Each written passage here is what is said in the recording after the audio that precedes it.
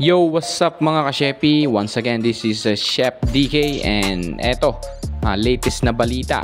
Glock 9 bumisita na nga sa burol ni Idol Innocent 1. Ayan ang kanilang picture.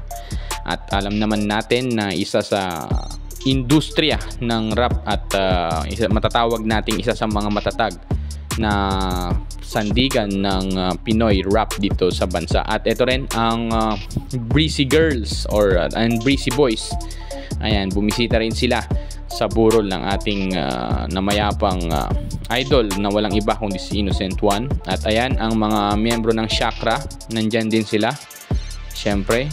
At ngayon nga ay ang ika-5 araw ng burol ni Idol Innocent 1. Nandyan si Third Flow at Abaddon.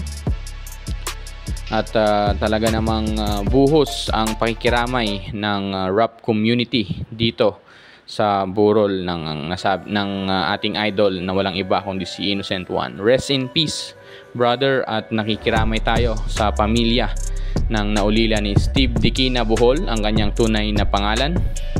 At kung nasaan ka man ngayon ay alam namin na masaya ka na.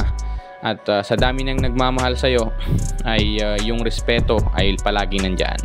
Peace out, yo.